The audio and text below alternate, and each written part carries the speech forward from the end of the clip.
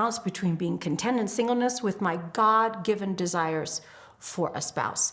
Well, content in singleness is actually understanding that singleness is a season of opportunity.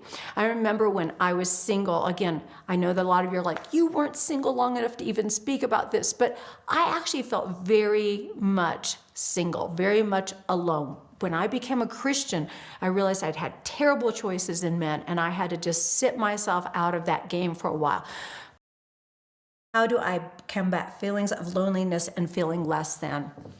Okay, so I want to just clarify something. Loneliness is different than being alone. I remember feeling incredibly lonely in that season, and I'm going to tell you, I don't want to minimize the pain of that season, but often that's a time when you can dig deep. It's a time when you can really go deeper into the things of God. I call it my cave time, where I just go into that place. I'm not afraid of going into a dark place and seeing what is in there, seeing what can be dug out, what treasures or what can be mined from that season, because there's always a lesson in that season.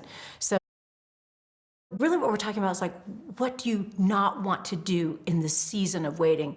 Well, first of all, I don't want you to call it a season of waiting. You're not going to postpone your life until somebody else comes in your life. You are not this season. You are you. You are a child of the Most High God. That's never going to change whether you're married or single. So I don't want you to wait. Waiting sounds like very passive. Waiting sounds like temporary. So we don't want to see you think about you're missing out on now because of the one-day thing. You don't want to miss out on what you do have now because of what you don't have now.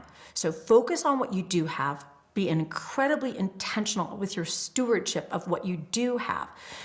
Again, I believe this is a time for you to study. I believe this is a time for you to prepare yourself. And whether you ever get married or not, that's not even the issue. You just want to be the best person that God created you to be. So take some risk. I love that you have a chance to run after what God has on your life. Find out what He is saying and begin to pursue it. You can jump state lines, you can go on a missions trip, you can do all sorts of different things, but run after what God has on your life. Ladies' night, so make sure you go out there, and then don't compromise your standards. You know, a lot of times I've heard a lot of young girls, maybe I just need to lower my standards. Don't you dare lower your standards. That is not who you are.